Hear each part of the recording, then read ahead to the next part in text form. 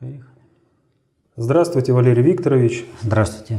Здравствуйте, уважаемые телезрители, аудиослушатели и товарищи в студии. Сегодня 22 марта 2017 года. Очень много вопросов, Валерий Викторович.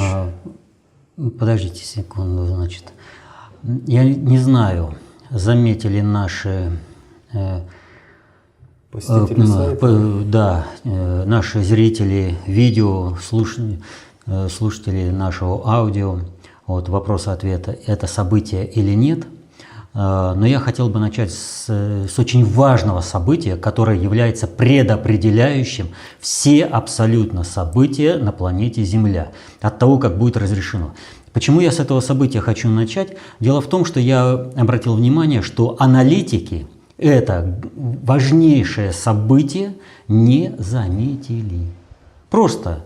А когда оно прозвучало, это событие с точностью до наоборот было оценено. То есть они не поняли вообще, что произошло.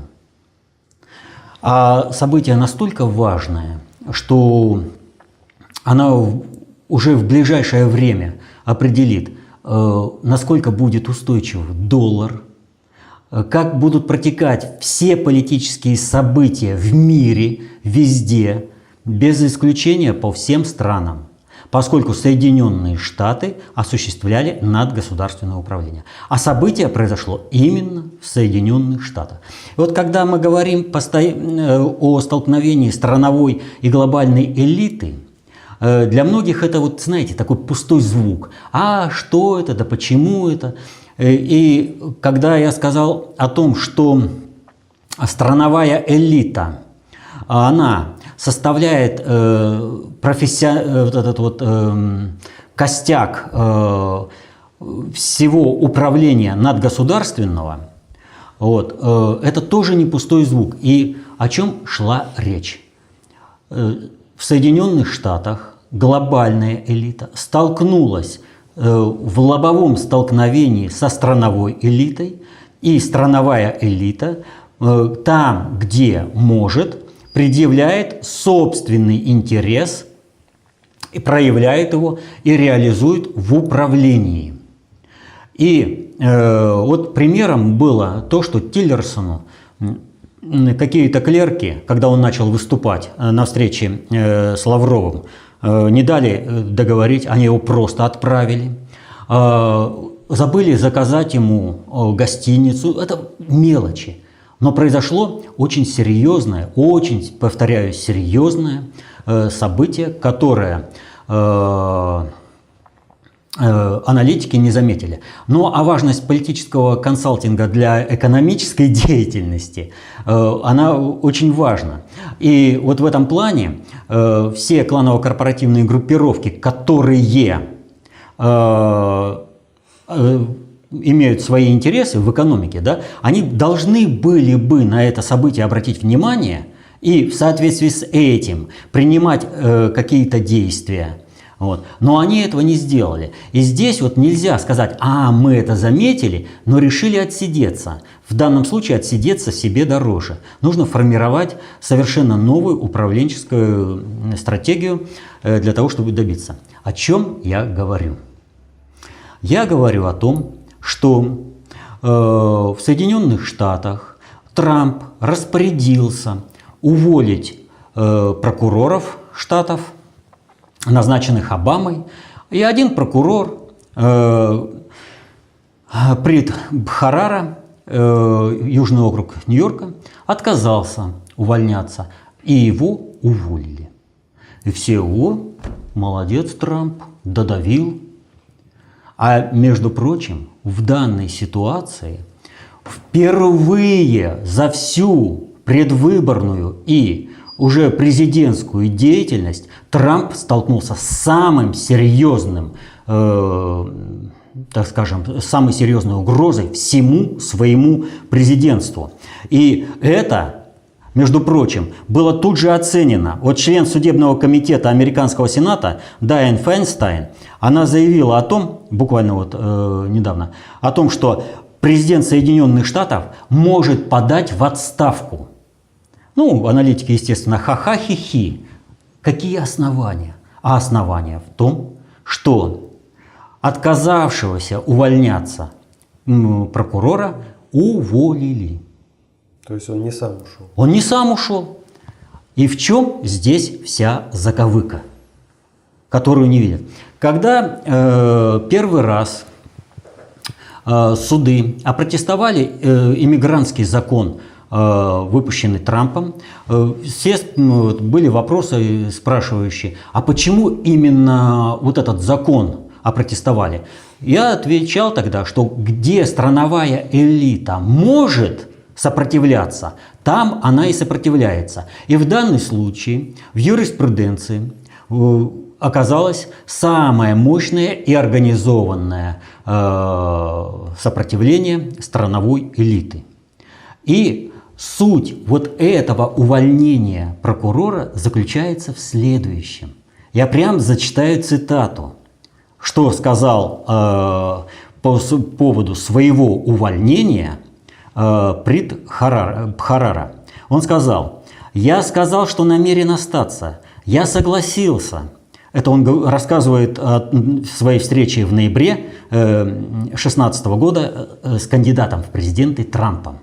Вот, повторю, я сказал, что намерен остаться. Я согласился, заявил тогда Бхарара. Я уже разговаривал с сенатором Сэшенсом, который, как вы знаете, кандидат на пост генерального прокурора. Он также просил меня остаться. Поэтому я полагаю, что продолжу работу в Южном федеральном судебном округе Нью-Йорка. Вот и все, что я могу сказать по этому поводу. Благодарю вас. То есть, на что нужно обратить внимание? Ему было гарантировано президентом Соединенных Штатов, что он останется прокурором. Также генеральный прокурор Соединенных Штатов Сэшенс тоже гарантировал, что он останется прокурором. Но аппарат уволил его. Аппарат внутри Министерства юстиции показывает место прокурора, генерального прокурора и место президента Соединенных Штатов. То есть они говорят: мы здесь власть, мы всем распоряжаемся, что хотим, то и делаем. Мало ли кому-то вы там чего-то обещали, мало ли что вы хотите проводить, какое управление. Мы все это делаем, мы всем распоряжаемся. В этом случае я хочу напомнить один случай. В 2001 году, когда Путин пришел в качестве президента России на управление, нужно было наводить порядок и в первую очередь возвращать естественные монополии во владение государством. Первым такой монополией, которую нужно было вернуть, это, безусловно, «Газпром». И туда в 2001 году был назначен Миллер. И вот Миллер в первое же время подписал, ему аппарат подсунул такие бумаги, что он подписал, в общем-то, себе чуть ли не смертный приговор этими бумагами. Но что нужно отметить? Во-первых, было кланово-корпоративное столкновение. И это кланово-корпоративное столкновение было как государственная мощь с одной стороны, с другой только определенные кланы. И плюс внутри корпорации обычные наемные менеджеры, они отнюдь не горели желанием погибать за кланово-корпоративные интересы. Более того, есть определенный переток из одной кланово-корпоративной группировки в другой. Вот эти два момента, что аппарат не горел желанием воевать и рисковать собой, и плюс переток различных кланово-корпоративных группировок, поддержанная государством, привело к тому, что эффективно было тут же зачищено весь управленческий этот менеджментский состав, который сопротивлялся, и дальше управление пошло в «Газпроме» достаточно эффективно. Повторяю, здесь была кланово-корпоративная группировка, столкновение с государством на основе наемного персонала, который не горел желанием погибать за чьи-то интересы. Какая разница, в рамках какой кланово-корпоративной группировки работать им? Что же видим мы здесь? Здесь мы видим страновая элита, которая сформировалась в качестве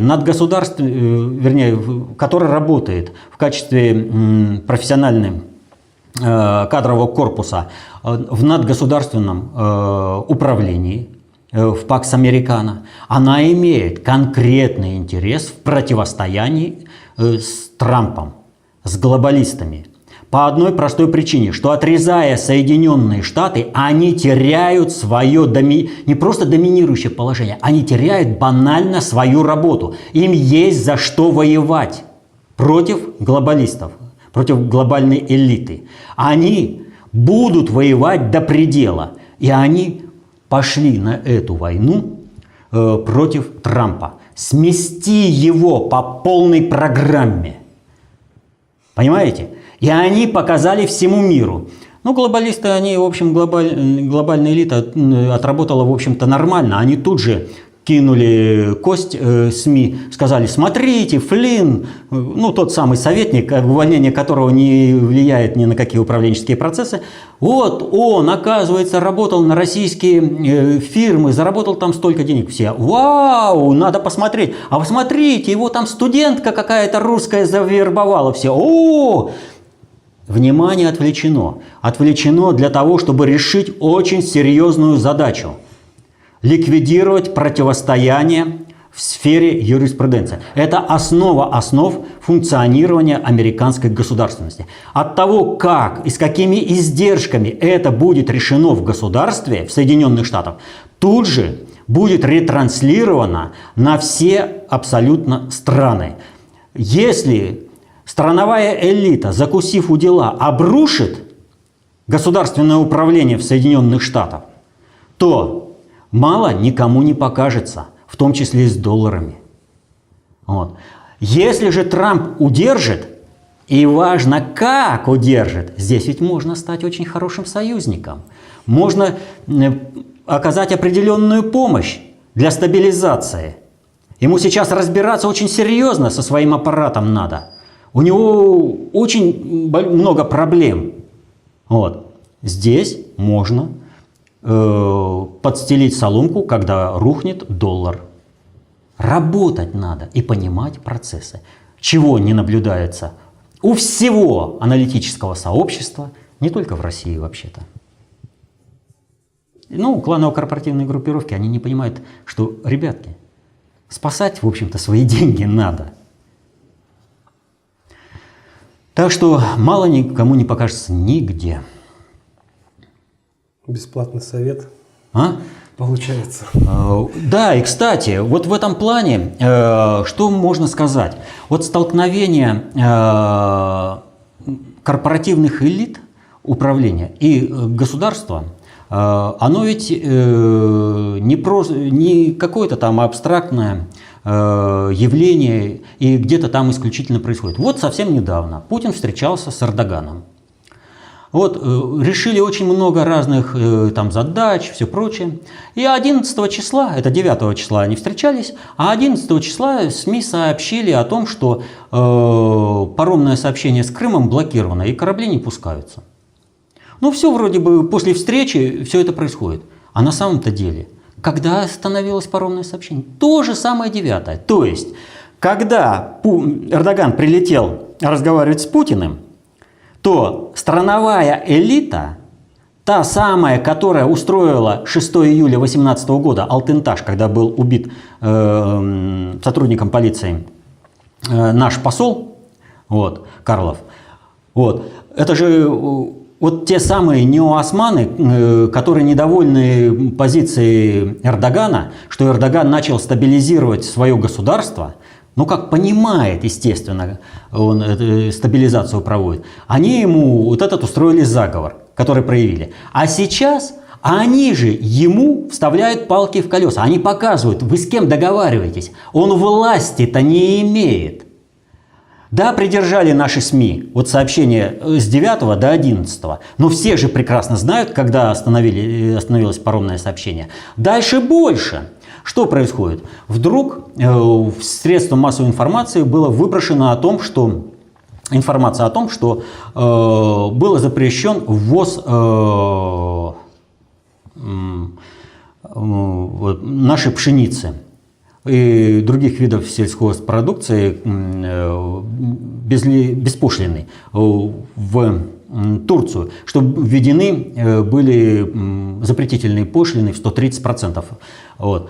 Много чего там было, но Турция же не подтвердила этот запрет. Вот. А откуда оно само взялось? Кто раскрутил? А это вот отсюда. Понимаете? Когда аппарат играет свою игру, а Эрдоган, он, в общем-то, никчемный управитель. Он может управлять, когда за него выстроена вся вертикаль. Если бы было по-другому, то он бы изначально понимал вот это сопротивление и шел бы на различные переговоры уже заранее, что называется, подстелив соломку. А он этого не сделал нигде. Вот. И вот это вот примеры того, как Эрдоган терпит поражение от столкновения с управленческим корпусом, кланово-корпоративными группировками внутри Турции, их множество. В том числе и заявления по третьей годовщине возвращения Крыма в Россию. Понимаете? Это все вынужденные действия, которые вынуждают именно вот кланово-корпоративные группировки, представленные в управлении. То есть Эрдоган теряет управление, а вместе с этим и теряется устойчивость государственности Турции. Турция сыпется. Вот. И здесь тоже надо быть просто аккуратным в работе с этим. А что касается перенаправления, вот, запрет вот этот, он больше бьет по самой Турции. Потому что большей частью зерно, которое поставлялось из России и поставляется, оно идет в переработку и поставляется другим потребителям. То есть фактически Турция потеряла бы рынки сбыта изначально, на которые бы пришли другие. Вот. А зерно у нас оно без проблемы. Он Китай все съест. Китай сейчас нужно кормить очень хорошо. Кстати, вопрос, связанный с Турцией. Вячеслав из Киева просит вас прокомментировать, в чем состоит суть дипломатического конфликта между Турцией и Нидерландами. Суть дипломатического конфликта показать в том, что Эрдоган ничем не управляет и он ничего не понимает. Вот кто после этого дипломатического конфликта с Нидерландами и Германией скажет, что Эрдоган умный? Он как, знаете, как бык на арене. Бросается на красную тряпку и усиливает. Вот смотрите, ну не пустили в Нидерланды твоего министра, который ехал туда на предвыборную кампанию. Ну нужно было успокоиться и отработать этот момент по полной программе. Он: нет, я продавлю, посылает министра иностранных дел. Не дают выступить. Я сам поеду, опять не дают. То есть вместо того, чтобы вот этот факт использовать с одним министром, его полностью обыграть и из него выжать все, что можно, а он открывал большие, он завел все в тупик и показал собственную немощность и бесперспективность. Он показал миру, что с ним считаться не надо. Его развели как лоха. И он на это пошел по полной программе. Вот. Так что, а что касается министров, ну вот министры вообще ездят по странам для решения определенных задач государственного управления. Они не политические деятели для того, чтобы встречаться с диаспорами и там вести пропагандистскую работу. На что и было корректно, спокойно указано Эрдогану. Вот. Возвращаясь вот к этой теме, здесь, безусловно, нельзя не сказать о том, что происходит во Франции. Вот, просто вот эти вот события, когда я говорю о том, что конфликт очень серьезный у Трампа со страновиками, который, кстати, отразился и на встрече с Меркель, вот, он имеет отражение и во внутренней политике Франции. Вот обратите внимание, я уже сказал, что за Фийоном стоит самый серьезный ресурс. И вот как бы Фийона не давили, а он все равно поддержит. Он на что рассчитывает? А он рассчитывает на то, что 37%, вот по оценке Фигаро, газеты Фигаро, это серьезная вещь, по оценке Фигаро 37% избирателей готовы поддержать Фийона. Так его грамотно раскрутили. И здесь тараном идет Ле Пен, а все остальные поддерживают. Противостоит ставленник Соединенных Штатов Макрон. А давит Фийона кто? Юриспруденция. А юстиция. А получается, смотрите, какая ситуация. В Соединенных Штатах кто закусился с президентом? Юстиция. А надгосударственное управление после Второй мировой войны миром осуществлялось Соединенными Штатами. Они формировали кадровый корпус во всех странах. И вот контроль над юстицией, страновой элиты в Соединенных Штатах, он автоматически ведет за собой контроль над юстицией в других странах, в том числе и во Франции. И здесь столкновение страновой и глобальной элиты заключается в том, что юстиция по полной программе тормозит Фийона. Разрешение проблемы в Соединенных Штатах приведет к разрешению проблемы во Франции. Все взаимоувязано. Вот. Ну вот вы вспомнили Трампа и Меркель, и Deutschland просит прокомментировать конфуз на их встрече, когда Трамп демонстративно отказался пожать руку Меркель. Да не было этого демонстративно. Вот обратите внимание на видео, что было. Первая встреча, протокольно, он хорошо и как бы приветливо встречает, жмет руку, там все нормально. А дальше-то что? У Трампа, повторяю, очень много проблем. И Германия, которая управляется на основе канцлер-акта, и где нужно всего лишь театрально что-то там сделать, не является такой проблемой. Он отработал как актер свои сцены по полной программе, да? И все, у него уже мысли-то в другом. У него противостояние очень серьезное. В Белый дом вот, за прошедшие 2 недели было 2 попытки проникновения. Вот, обе тормознули. И ему сигналы-то везде идут, это же везде тестируют. У сотрудника безопасности украли ноутбук. Это же все определенные сигналы, которые надо отрабатывать. Повторю, столкновение с юстицией Соединенных Штатов, которая представляет интересы страновой элиты, это огромная проблема. А здесь-то встреча с канцлером, она ничего не значит. У него уже другие мысли. И когда был задан вопрос, ну что, пожмем руки? А у него мысли другие. Он в другом месте, уже ему работать надо над действительно злободневными проблемами. А из этого делают определенный там скандал. Там не из чего вытянуть. Повторю, у него главная проблема сейчас разрешить столкновение со стержнем американского государства, юстицией, где окопалась страновая элита. И от того, как будет разрешен этот конфликт, зависят вообще все процессы в мире. Анатолий Нестеренко также просит прокомментировать взрыв в парижском офисе МВФ. Соединенным Штатам необходимо везде иметь нестабильность. Имеется в виду страновой элите. Если этой нестабильности нет, они управлять не могут. И так же, как был создан ИГИЛ и другие организации, а мы знаем, например, что Карла Бруни, вторая жена этого президента Саркози, она в детстве была увезена из Италии, потому что там красные бригады похищали детей богатых людей и за выкуп, а то и убивали. Вот, было убито много политиков, Альдо Моро, например.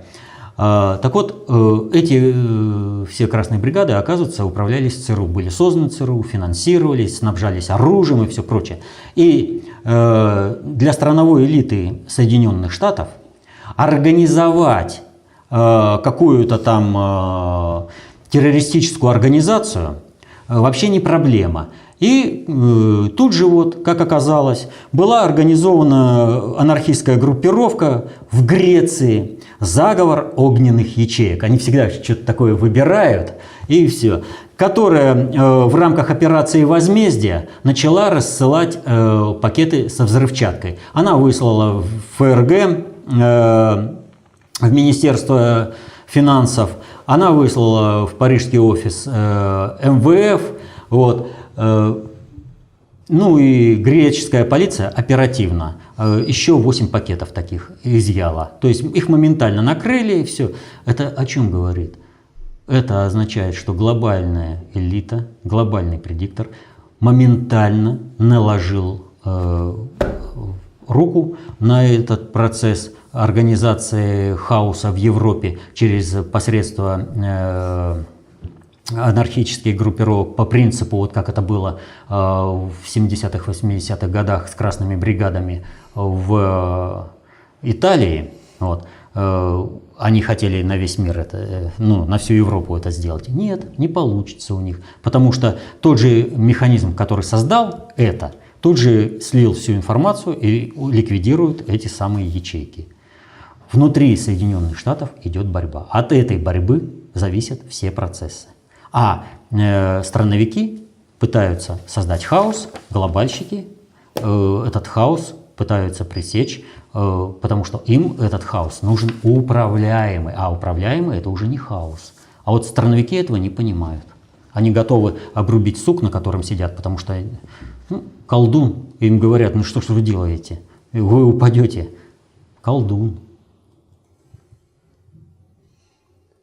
Валерий Викторович, какая-то непонятная шумиха с заявлением Януковича. То ли было это заявление, то ли не было заявления. Что здесь происходит? А происходит следующее. Началась полномасштабная атака на Путина. И вопрос отнюдь не праздный. Было обращение, заявление Януковича о вводе войск или не было. И когда утверждают, что этого обращения не было, а что? На основе чего принималось решение Совета Федерации о предоставлении Путину права на использование войск на Украине, а потом на основании чего, что показывал, предъявлял Чуркин, наш представитель в ООН, что опубликовано было в СМИ. Ведь это же документ, это конкретный документ. А делается это для чего? Когда вот это решение и обращение принималось, оно принималось с одной единственной целью. Чтобы Россия ввела войска и началась полномасштабная война против России всего мира. Была попытка поначалу сделать это через Крым, но в Крыму было сделано очень ювелирно и качественно, по другому сценарию, не тот, который предусматривали планировщики войны, страновая элита Соединенных Штатов. И тогда был использован следующий механизм. Вот сейчас введет на Донбасс свои войска, и все равно война начнется. Но и это не получилось. Была помощь восставшему против государственного переворота населению, гражданам Украины, кадрами, снаряжением, оружием, вот, но на основе общественной инициативы. А само предоставление, Путина толкали в эту войну. Но Путин, как только появилась возможность, тут же сказал: нет, давайте-ка вот это постановление отменяем. И сейчас, для того, чтобы какие-то там устремления, все же помнят общий настрой, что надо ввести войска, там все прочее. Вот. Выстраивают под какое? Вот, Путин хотел оккупировать, у него не получилось, у него даже Совет Федерации решение принимал, а никакого обращения не было, он просто хотел оккупировать. Это попытка создать негативный образ Путина как человека, который стремится разжечь мировую войну. Это вот перекладывание сваливают с больной головы на здоровую. И вот все, кто участвует в этом плане, в отрицании того, что письма не было, вот этого заявления, да, вот они все работают на государственный переворот в России. И посмотрите, один МИД бьется за страну и за Путина. Кстати, CNN показал фильм про Путина «Самый могущественный человек в мире». Я уже говорил, да. Это вот, кстати, есть отмашка вот этой антипутинской кампании. Я уже говорил, что культ личности создают отнюдь не друзья. Культ личности создают враги. И вот этот вот фильм «Самый могущественный человек в мире», он само название. То есть он то может, он это, все может. А внутри начинает разжигать в стране. А вот это не сделано, а вот здесь проблемы, а вот кланы, а вот нестабильность и все прочее. То есть это подготовка государственного переворота. То есть он самый могущественный, он только за себя, только нас использует, а мы его здесь внутри скинем. Это создание антипутинского поля. Ну, майданутые, они что на Майдане прыгали, что на Болотной прыгали. Вот. Они вот этих вот вещей не понимают. Им хозяин приказал, и они поперли. Вот. Но здесь они ведь не могут показать, что Путин ничего не может. Да? Он же может многое, но как он может? Люди, не разбирающиеся в управлении, будут требовать от него, как от Деда Мороза. Вот, завысить планку требований, а потом на основе этого обрушить все управление в стране. И таким образом ликвидировать Россию. Вот что задумали. И в этом плане и письмо, отказ Януковича от того, что он там что-то писал, да, а он писал, это предъявлено всем, никуда не денешься, Россия умеет защищаться. Вот. И вот этот фильм – это звенья одной цепи. И Навальный с его фильмом тоже – это звенья одной цепи. А теперь перейдем к вопросам, которые возвращают, так скажем, нас к предыдущей передаче 9 марта. И в частности к видео от 9 марта подписчик Георгий оставил следующий комментарий. Радомир задавал вопрос на прошлой передаче про организацию Монсанто и указ запрета ГМО. Но Георгий здесь пишет, что вы как-то плавно ушли от прямого ответа и свалили все на немощность Путина и произвол элит. По сути, получается, что страной управляет ГП через плохих человеков, ну и так далее. В общем, Валерий Викторович, если вы действительно обладаете пониманием процессов, описанных в КОП, то почему не рассказываете народу то, что он хочет от вас услышать? Вопрос ГМО волнует людей в разы больше, чем вы уделили этому внимания. Объясните народу, как поддержать государя, что надо делать, чтобы указ привести в действие, иначе все начинают видеть то, что неизбежно становится очевидным. Ага. Но очевидно для всех это очень разное. И здесь надо сразу сказать, вот если человек хочет слышать, чтобы я говорил то, что он хочет слышать, но он не туда обращается. Мы здесь помогаем разбираться в вопросах управления, понимать процессы управления. У нас и фонд называется «Фонд концептуальных технологий». Как на основе методологии формируются технологии управления и как они вскрываются.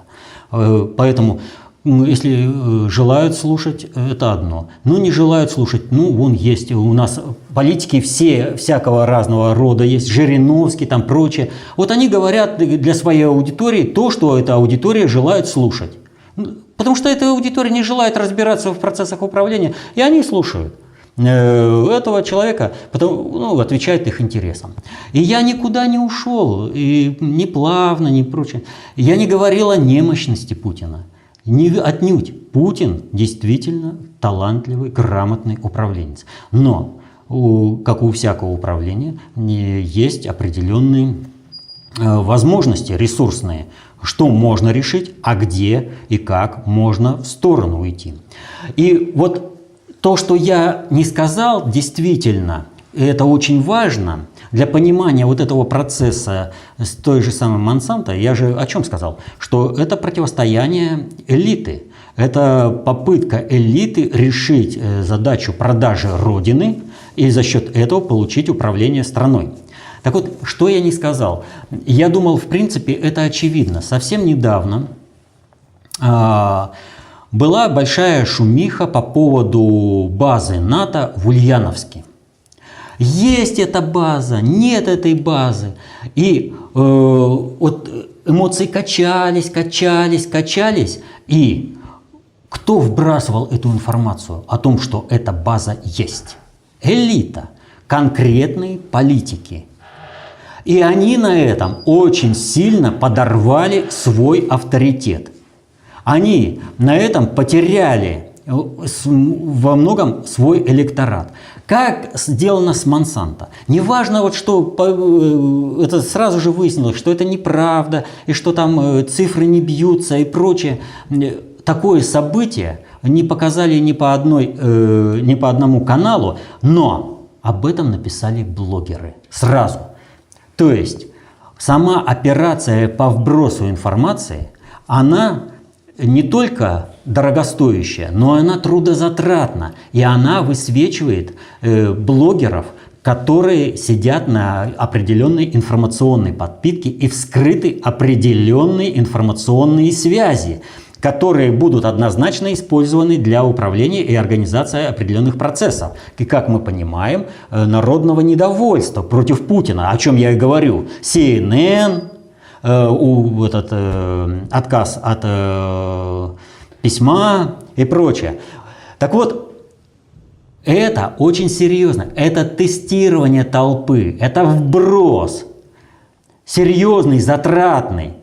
Они пошли даже на то, чтобы тех, кто находится на информационной подпитке, кому действительно сбрасывали качественную информацию, их отматросили. Через них вбросили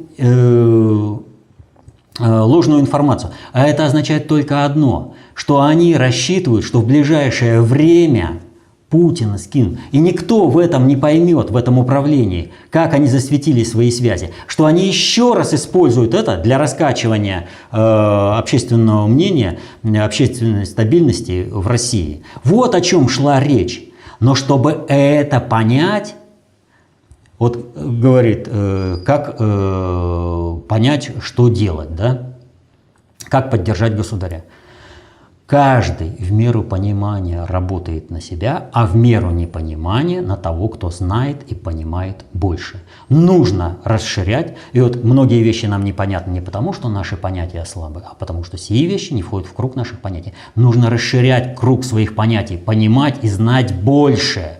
Для этого нужно заниматься самообразованием. И если, говорю, раньше достаточно было уметь читать, писать, считать, и тебя уже никто не обманет, то сейчас нужно знать достаточно общую теорию управления, как, собственно, правила дорожного движения при движении по дорогам.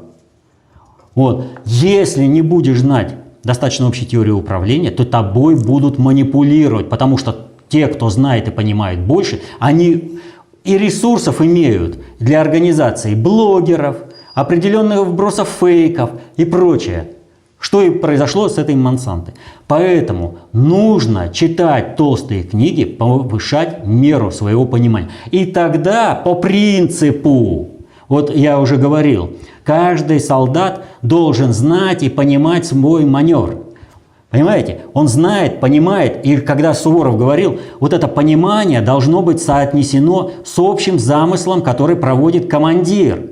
Если солдат будет просто знать свой маневр, но не будет и у него как бы понимания того, как он должен маневрировать в соответствии с планом командира, он одно сделал, а дальше что? Опять стоять. Опять, как западные армии, муштра, иди туда, стой сюда. Нет, русская армия всегда была очень творческой и решала эти задачи. Вот если солдат знает и понимает свой маневр, он может соотнестись с общим замыслом командования и выполнить это. А если он не знает, не понимает свой маневр, все. Вот об этом я постоянно говорю. Надо повышать меру своего понимания. Надо знать, как осуществляется управление. А если этого не сделать, ну, всегда найдется тот, кто будет манипулировать.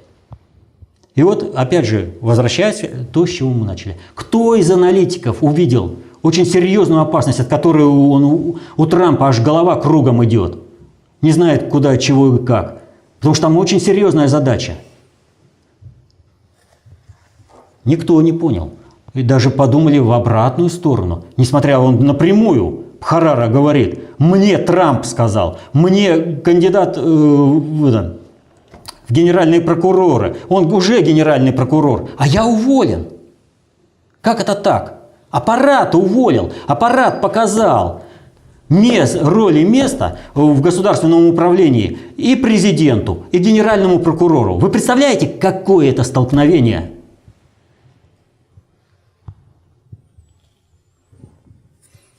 Вопрос от Спицына Алексея. Валерий Викторович, вы часто говорите, что все происходит наилучшим образом, исходя из нашей нравственности. По своей жизни могу сказать, что часто вижу проявление этого закона. Значит, в мироздании заложен механизм, воплощающий это правило. Однако я ни разу не слышал, чтобы вы объяснили какое-либо событие мирового масштаба проявлением этого закона. В объяснениях участвуют только ГП, страновые элиты, отдельные лидеры. Так проявляет себя этот закон на глобальном масштабе или нет? Если проявляет, то можете привести примеры этого проявления? Всякий раз, когда я говорю и разбираю какой-либо пример, я как раз и говорю об этой самой нравственности и о проявлении этого закона на конкретной практике. Если я каждый раз на этом не ставлю акценты, не расставляю, так, в общем-то, это должен сделать сам человек. Ну, а уж конкретно тогда я могу привести такой пример. Вот нельзя насильно сделать человека счастливым. Нельзя пытаться обогнать развитие человеческого общества и конкретную нравственность. Сталин, у него бы много получилось, и общество развивалось бы очень динамично и ускоренными темпами, если бы во время Великой Отечественной войны сталинские кадры управления не были выбиты бы полностью практически. А те, что кадры остались, они по своей нравственности и по своему устремлению были антисталинские, антикоммунистические, они были троцкистские. И произошел троцкистский переворот. И произошел откат от коммунистического строительства светлого будущего назад. Но люди это поняли? Нет. Они в меру своего понимания, в меру своей нравственности оказались, в общем-то, настолько лояльными и в определенной степени недееспособными для того, чтобы сформировать действенную альтернативу управления, проводимую троцкистами, которые пошли назад. Это хрущевская оттепель и застой. Только в результате определенной жизни нескольких поколений наконец-то в обществе сформировалось понимание деятельности Сталина, и это выражается в росте популярности личности и деятельности Сталина в широких массах. Но уже не просто как культ личности, когда Сталин за нами все идет. Вот в определенной степени есть такое движение «Суть времени». Да? Вот оно строится по принципу того времени, той логики социального поведения. То есть я не понимаю, чего там говорит Сергей Урвандович, но поскольку он показывает эффективность своей работы, то надо поддерживать и делать все как он. А пора уже понимать, что делают. И вот люди, которые понимают, как дело ставят, они являются творческими продолжателями развития страны. Они поддерживают действия Путина осмысленно, потому что они понимают управление. Но для этого потребовалось определенное время. и определенная нравственность. То есть одни нравственные категории нужно было изжить из своей практики. То есть что такое нравственность и нравится? Слова однокоренные. Они обозначают то, чему подчинено внутреннее течение мыслей человека и внешне видимые действия человека, тому, чего человек не воспринимает как зло. Нравится. Понимаете? И вот нужно было каждый раз расставлять, это зло или не зло, что допустимо, что недопустимо. И вот когда определенный кадровый корпус Сталина был выбит, произошел рецидив кулацкой идеологии, нравственности, что, в общем-то, сейчас и пожинаем вот в этой экономике и вот в этой организации общества. Но посмотрите, как общество динамично осваивает, разбирается во всех этих процессах и движется вперед. Ну, кстати, проявлением, так скажем, деятельности Сталина был проект «Имя России», когда он фактически занял первое место, Да. а организаторы, испугавшись этого, отдали его Александру Но Невскому. они не поняли, что лучше было бы отдать Сталину. Но они не могут справиться с таким управлением, поскольку управление они не знают вообще. О чем вопрос по Монсанто был, который, да? То есть они только торговать Россией могут. Они могут быть только приказчиками здесь, в нашей стране, продавая ее ресурсы и продавая страну западному хозяину. Это был последний вопрос на сегодня. Ну вот мы, последние вопросы, вот так или иначе, это все разговоры вели о том, что необходимо повышать меру своего понимания. Нужно знать достаточно общую теорию управления, потому что знание, власть, берите эту власть в свои руки и осуществляйте управление в интересах своей семьи. Будьте счастливы. До следующих встреч.